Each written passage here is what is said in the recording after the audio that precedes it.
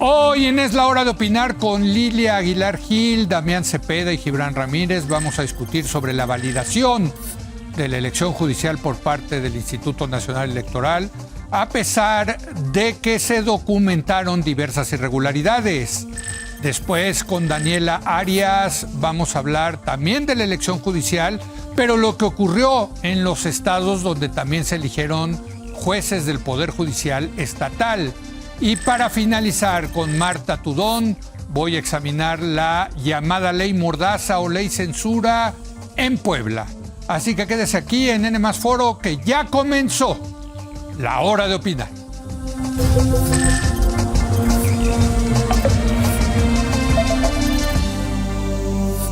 Muy buenas noches. A lo largo de esta semana hemos estado debatiendo el tema de la validación que hizo el Instituto Nacional Electoral sobre la elección del Poder Judicial, en donde se detectaron múltiples irregularidades, sobre todo, como dijo un consejero, el elefante en la sala fue el tema de los acordeones. Y con todo y todo, 6 de los 11 consejeros del INE decidieron validar esta elección. ¿Qué significa esto para la democracia mexicana? ¿Está el INE haciendo bien su chamba? ¿No la está haciendo? ¿Dejó de tener confianza? En fin, vamos a debatirlo con los representantes de los partidos políticos. En esta ocasión nos acompaña Lilia Aguilar Gil. Ella representa al Partido del Trabajo. Lilia, ¿cómo estás? Muy buenas noches. Muy buenas noches. Gracias por venir. Gracias por venir de nuevo. Además, todos vinieron de negro. Yo no sé por qué, pero en fin, ¿no? ¿Estás de luto por la democracia mexicana o qué pasa? Gibran Ramírez de Movimiento Ciudadano. Gibran. Buenas noches, Leo. Y Damián Cepeda del Partido Acción Nacional. Buenas noches. Déjame empezar contigo, Lilia. Tienes hasta 2 minutos. ¿Cómo viste esta validación? ¿Se divide el INE? ¿Se presentan irregularidades? Hay quienes, 5 consejeros que dicen no debemos declarar la validez porque el tema de los acordeones fue fundamental para el resultado de las elecciones y eso no es democrático. Lo resumo así. Lilia. Yo lo que creo primero es que hay que decir que el instituto no tiene una atribución para desvalidar la elección, vamos a decirlo así. Eso solamente lo tiene, o quitar la validación a la elección. Sería solamente casi una cosa... Era un posicionamiento político. Un posicionamiento político que la verdad es que no abonaba en absolutamente nada. Eso primero hay que decirlo. Me parece que el haber dejado en la discusión todas estas irregularidades que existieron, porque incluyendo la gente que estamos en la Cuarta Transformación, no podemos cerrarnos. Yo he insistido desde el inicio que hay muchas cosas que tenemos que subsanar en esta reforma judicial que hicimos, entre ellas todo lo que tiene que ver con la complejidad de la elección, que no permitía que pudieras ir a votar sin un acordeón. Yo difiero con el tema de que el elefante blanco era el acordeón. Yo creo que fue la estructuración en general, errores que cometimos desde la Cámara de Diputados, como por ejemplo el tema presupuestal. Creo que esa estructuración debió haber sido el elefante blanco. ¿Le hubieran dado más lana, dices tú? Yo creo que debimos haber dado más lana para tener mejores controles. Yo soy una convencida de que el reto inmediato que nosotros tenemos en la Cuarta Transformación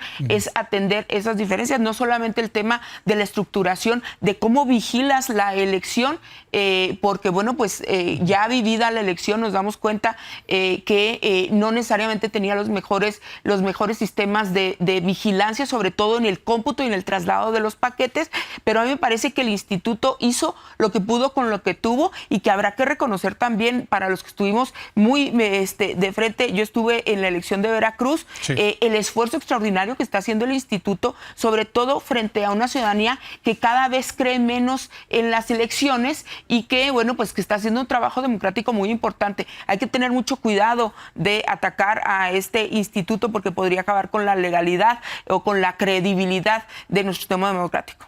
Pues yo creo que, o sea, en mi postura personal, pero lo pongo sobre la mesa, Damián, sí hay que criticar al INE, porque la manera de defenderlo es criticándolo, no quedándose calladito, pero lo pongo sobre la mesa. Tú, Damián, ¿cómo viste esta validación? A ver, para mí la elección judicial en general fue un fracaso, en efecto, desde el inicio. Pero sí la culminación, que fue el día de la elección y cómo se procesó y este debate en el INE representa pues, un retroceso, una tragedia para la democracia. Tragedia. Y creo que el INE es gran responsable. 6 de 5 consejeros. A mí me parece que hay momentos definitorios. Tú no puedes ver que pasan ciertas cosas y no decir nada. Y creo que eso es lo que se debatió en el INE. O sea, la pregunta central era, ¿esto es democracia? ¿Esto es el tipo de elecciones que queremos para México? Sí. Es correcto, porque no se trata de una elección nomás de ir a votar. Tiene que ser voto libre, directo, secreto, organizado o contado los votos de manera objetiva. Nosotros hemos optado por ciudadanos, que la gente tenga acceso a información y nada de eso se dio. Pero la cúspide del problema pues son prácticas detestables, antidemocráticas, que se llevaron a cabo en el pasado y que ya estaban desterradas de este país. Había casos excepcionales, pero no, que hoy se traen y se superan. Al grado que el resultado, a mí me impresionaron los datos que mostraban algunos de los consejeros, pero en 61%, bueno, lo escribías, de las casillas, el acordeón principal, porque había 37. El acordeón principal dio como resultado ya sea los 9 de 9, o 8, o 7, o 6, que son 2/3 partes. Sí. Eso es estadísticamente imposible. En 15 estados ganaron los 9. Sí. Entonces, eso no es democracia. Y si te vas a vínculo con algún acordeón, 37 tipos, porque se pusieron de acuerdo con algunos gobernadores, sacaban unos y otros, 80% del resultado se explica. Son 1 en millones la probabilidad de que eso fuera posible. Eso es fraude, perdón, pero es fraude. Fraude moderno, pero fraude. Gibran Ramírez, de Movimiento Ciudadano. La verdad es que son tiempos complicados para la democracia electoral mexicana. Digo, hay desde luego un componente democrático, no constitucional, digamos, se está rompiendo ese límite. Y lo vemos no solamente en la elección judicial. Yo quiero traer también a la mesa el caso del robo de la elección de Papantla, un fraude electoral abierto, y el Consejo del Instituto Nacional Electoral no se ha pronunciado y podría destituir a los consejeros. Recordemos que por eso cambió a ser Instituto Nacional Electoral, dejó de ser federal. No han tenido esa discusión, ¿no? No han tenido esa discusión. O sea, ahorita están solventando la elección judicial, ¿no? Están en eso, ya pasaron, y la verdad es que creo que en la discusión se pone de manifiesto también la cobardía de algunos de los consejeros. Carla Humphrey, por ejemplo, argumentó de todo en contra de la elección, en cómo se dio, pero votó a favor de la validación.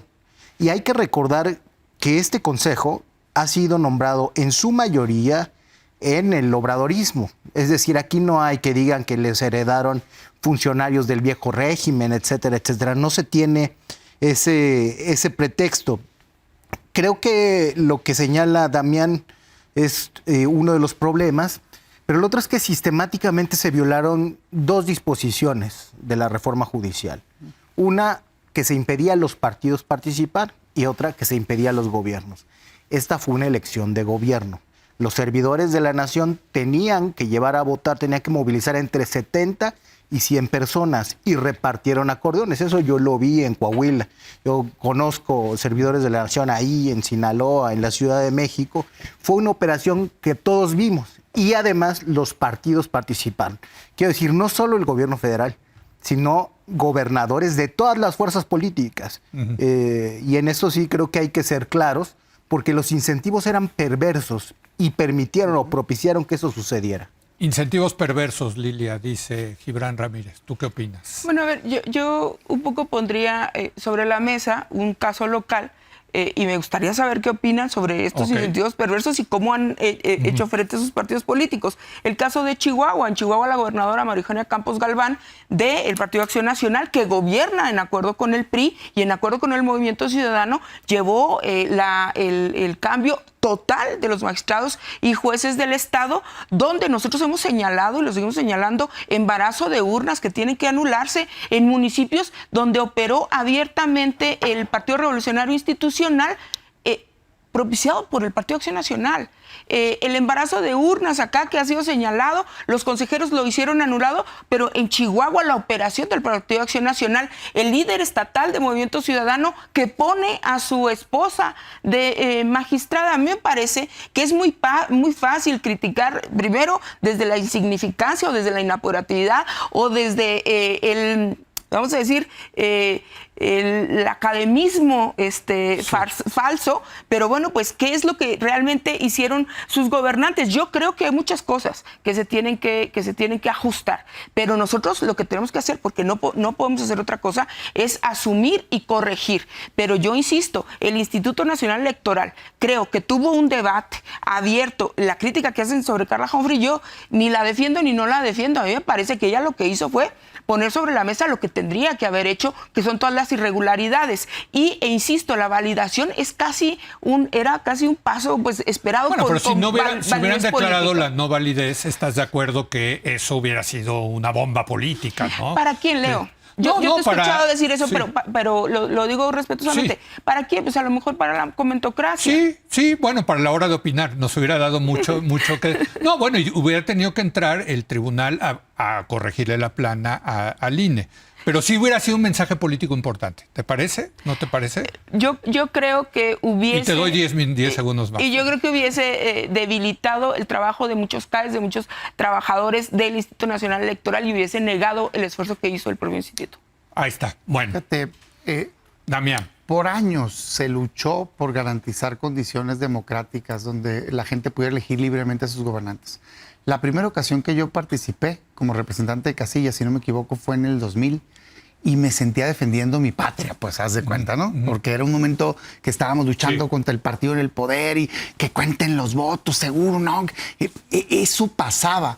De repente dejó de pasar tanto, porque lo veíamos como algo que ya teníamos. Es como cuando no tienes agua, una ciudad o algo, es muy difícil que te des cuenta, ¿no? Que hace falta si sigue saliendo. Bueno, hoy creo que estamos regresando a esas épocas, pues, de lucha, de decir, espérate, ¿cómo que no cuentan los votos? ¿Cómo que no sé hasta días después? Perdón, también, pero Lilia dice que también los panistas le entraron al cuerno. Mira, y si a alguien le entró, está igual de mal. Es que está mal esta idea de que todo está denunciado. Quien haya hecho, puesto Chihuahua, un candidato... El Partido Acción Nacional no ha denunciado nada. Nosotros estamos buscando que se invaliden esas casillas Zapata. Con todo respeto, pero yo no defiendo a nadie. El modelo está mal, la reforma está mal. Pudieron poner candidatos criminales. Y si es de Morena, del PAN, del PRI, que me vale cacahuate, porque ustedes aprobaron una reforma que permitía eso. Malamente, pues. Este tema de acordeón uno, acordeón otro, acá está mal, pero acá no. Espérame, está mal todo. No es permisible, no es correcto que haya resultado electos personas subordinadas del poder, del color que sea. Yo por eso sí creo que tenía una gran oportunidad el INE al decir, no voy a validar esto, porque por algo existe el acto de validación. Sí. Claro que era un pronunciamiento. Entonces yo me pregunto, tú eres un consejero, los veo hoy cortándose las venas o queriendo que les aplaudamos, porque le quitaron candidaturas a 30 personas porque no se sacaron 8, cuando vieron delante de sí que se robaban las elecciones con acordeones, que hicieron ministros y ministras a personas a través del poder del Estado. Por favor, hombre, hay que defender la democracia y no me importa contra quién, ¿eh? Así, por cierto, que en Chihuahua salió elegida la abogada del Chapo Guzmán, ahí en... Terrible, pues. En Chihuahua, ¿no? Terrible. Sí, pues imagínate. Le entraron también al cuerno ustedes, dice Lilia. Por eso digo, todo mundo... le entró porque los incentivos eran perversos. Pero está mal, ¿no? A ver, está mal. Tu dirigente estatal en Chihuahua. Y la presidenta, pues, operó con los gobernadores. Y por eso muchos de ellos se quedaron con su poder judicial. Sí. O sea, estamos acabando con la división de poderes también en los estados, cambio de acabar con la división de poderes en lo federal. Sí. Eso es terrible. Por ejemplo, en el caso de Coahuila, que ya he mencionado, también. Manolo Jiménez sacó una estructura 25% enorme. 25% le ganó a todos los gobernadores de Morena. Es que son tremendos los priistas de Coahuila. De Coahuila, sí. Son tremendos los priistas en general, aunque no hay nadie que los defienda en la mesa. Pero la estructura electoral de Coahuila es muy brava, ¿no? Sí. Y lo que sucedió es que el priismo se quedó con su tribunal local. Sí, correcto. Eso que dice Lilia es generalizado. Yo estoy de acuerdo con lo que dicen, porque eso que pasó en Chihuahua pasó en todos lados, porque el diseño institucional de la reforma propicia que eso suceda. No hay manera de que pase otra cosa. Lo que sí es muy serio es que teniendo estas prácticas en Chihuahua, en Coahuila y en todos los demás estados, el Instituto Nacional Electoral piense que hay que verificar algunos de los requisitos, como mencionaba Damián, como las calificaciones, que por otra parte también es de vergüenza que esas candidaturas se hayan aprobado, porque quiere decir que los comités de selección no revisaron nada. Se trató exclusivamente de partidizar en todos los casos que se pudiera el aparato de justicia. Y no que no estuviera partidizado ya, pero en este caso se hace abierto y se hace caro. Yo no estoy de acuerdo en que había que destinarle más dinero a esta elección. Yo diría que hay que metérselo a la salud y a la seguridad social. Esas sí deberían ser prioridades nacionales. Me queda una última ronda. Sí quisiera poner sobre la mesa cómo queda el INE después de esto. ¿Cómo lo estás viendo? ¿Cómo lo están viendo cada uno de ustedes? Lilia. Yo creo que... Desde el PT, ¿cómo lo ven? Yo creo que evidentemente el INE queda de cierta manera damnificado, señalado, hay que decirlo, porque no decirlo es tratar de tapar el sol con un dedo, y tiene la oportunidad y la obligación de recomponerse y volver a sus viejas glorias. Pero sobre todo de ser muy claro en los procesos que puede avalar o no. Y yo creo, porque yo también creo que hubo prácticas indeseables. Yo no soy de las que va a decir que este fue un proceso inédito. Como Guadalupe Tadei, sí lo dijo. Bueno, yo no lo creo, a pesar de que apoyé la reforma, pero tengo que hacerme cargo de lo que voté y de los errores que tenemos que enmendar. Diciendo esto, yo creo que el instituto también tiene que valorar la herencia que queda para el siguiente proceso, porque hay prácticas que son en la reforma judicial, porque no había los controles necesarios, que pueden haber traído la vieja práctica que yo creo que estaba erradicada en este país. Y por último, también a mí me parece que, bueno, pues nosotros necesitamos consejeros críticos. Yo a los que votaron en contra ni a favor de la validez no los critico, porque creo que necesitamos este tipo de debate y tiene que fortalecerse. O sea, ¿te gusta que siga? Me gusta que siga el debate, es necesario. Yo he insistido que necesitamos nosotros una oposición responsable, que no venga a decir, perdón, como dicen aquí los dos jóvenes, yo estoy en contra de todo, aunque se atropelle a los míos. No, somos constructores y corresponsables de esto, y hay que asumir lo que nos toca, corregir lo que nos toca, y no se vale decir que estamos buscando la perfección abstracta. Y yo creo que el debate dentro del instituto y el también hacerse cargo de la responsabilidad, y sobre todo los soples. Mira, yo el caso que conozco muy bien es el de Chihuahua. El Instituto Estatal Electoral, por ejemplo, en Chihuahua no le ha entrado a la nulidad de los candidatos que no cumplieron con los requisitos, entre los que, por cierto, está quien va a ser la próxima presidenta del Poder Judicial del Estado de Chihuahua. Muy bien. ¿Cómo queda el INE, Damián Cepeda? Debilitado completamente, porque creo que no cumple con su función principal, que es proteger la democracia. Y sé, lo hemos dicho en la mesa, lo has comentado tú, que a veces se siente eso como muy abstracto, pero eso se traduce en este caso, que tengas un juez capaz, que pueda decidir un tema de tu familia, por ejemplo, que tengas una persona que no sea ligada al crimen organizado, de juzgadora, así de sencillo, que tenga la capacidad para juzgarte. En otros casos, que tengas un buen alcalde, gobernador. A mí me preocupa mucho el antecedente que el INE pone, mucho, porque entonces mañana se puede hacer este tipo de fraude, boletas planchadas, votos más arriba del número de votantes, acordeones, y ¿qué van a decir? Aquí sí, acá no. O sea, no, es que debieron de haber protegido, por supuesto. 3, yo sí critico un acto indebido, no me importa en qué lugar esté. Sí, yo creo en eso. No tenemos por qué tolerar actos indebidos. No me consta lo que están señalando, pero si alguien cometió, en este caso, las mismas prácticas que a nivel federal, está mal, pues. 4, ¿qué creo que tendríamos que hacer? Pasar a que tenga una consecuencia. O sea, sí me gusta que lo hayan visibilizado los consejeros. Gracias a que hicieron eso, hoy estamos aquí debatiendo el tema. Claro. Qué bueno que exista en la mayoría, es el PT, no es Morena, pero en la mayoría, legisladores que digan, sí tenemos que mejorar. Hay que irnos hacia allá. Necesitamos una contrarreforma o reforma que mejore. A mí no me gusta el modelo, lo he dicho muchísimas veces, no creo que sea el camino, pero si lo van a hacer así, hay muchísimo que mejorar. Requisitos para que entren perfiles adecuados, el comité, que tenga acceso a información la gente, que se cuenten bien los votos, que no se puede usar acordeones, muchísimas cosas que pueden resultar con jueces buenos. Y por último, mi mensaje para quien esté escuchando es: pues necesitamos salir y votar, oigan, en 2027, porque necesitamos los votos adecuados en el Congreso para que exista división de poderes real, que existan contrapesos y entonces este tipo de abuso no suceda. ¿Pero sigues confiando en el INE? No, en este INE yo no confío. Bueno, pero entonces si salen a votar... No lo desconozco, yo soy una persona de instituciones, es legal, pero sin duda creo que está dominado al día de hoy por el partido en el gobierno. Cierro nomás diciendo que no se nos olvide que solo votó el 13% de la gente y solo hubo 9% de votos válidos. Eso, con todo respeto, pero no tiene una validez real, un respaldo real ciudadano. Gibran Ramírez, ¿cómo queda el Instituto Nacional Electoral? La joya de la corona, la joya de la democratización. Tú que tanto criticaste a la transición a la democracia, pues esta es la joya de la corona.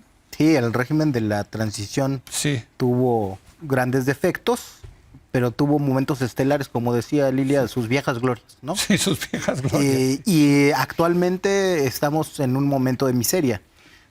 Con todo respeto para los consejeros del INE, pues no se parece nada al INE de Pepe Goldenberg, al INE, y donde incluso estaban personajes de la derecha que en ese momento se portaban muy institucionales y había un compromiso muy claro, ¿no? Andaba por ahí Santiago Krill, andaban otros con otras preferencias políticas, Ortiz Pinchetti, etcétera, etcétera. Hoy a esa altura no hay en el Instituto Nacional Electoral, tampoco en el debate. Es un INE menos ciudadano y más de especialistas en materia electoral que le tienen miedo a la política y a los políticos y por eso convalidan al poder. Pero esta decadencia viene de hace tiempo, yo diría pues muy claramente desde 2006 hasta ahora. Por eso hizo agua el régimen de la transición a la democracia. Es una decadencia que no hemos visto solamente en el INE, sino también en el tribunal. Hubo buenos momentos donde se castigó Pemex Gate o Amigos de Fox. Ahora ese tipo de fraudes no se castigan. El fideicomiso con el que ilegalmente se financió Morena no fue tocado y yo creo que a partir de ahí vieron que se podían hacer muchas cosas sin consecuencias. Y finalmente me gustaría reconocer esta postura más matizada del Partido del Trabajo, porque a veces parece que los compañeros de Morena viven en otro planeta donde todo sale bien. El PT en este caso... en el caso de Cuauhtémoc Blanco, por ejemplo, tampoco bueno, Lilia fue aquí la entrevistamos. Uniformemente en contra del desafuero de Cuauhtémoc, y con la independencia que quizá mostraron en Veracruz, donde crecieron un montón, se ha mostrado como un elemento, creo, el más maltratado por el régimen entre sus partidos aliados, pero creo que le puede aportar cosas desde esta visión. Pues va a ser muy interesante lo que pase con tu partido, la verdad, Lilia, rumbo a las elecciones del 2027, por lo que pasó en Veracruz y en Durango y en fin, ¿no? Se va a poner bueno, sin lugar a dudas. Bueno, eso es otra cosa que tendremos que discutir. Pues ¿Qué va a pasar rumbo al 27? Sí, pero siempre es sano que no se monopolice el poder.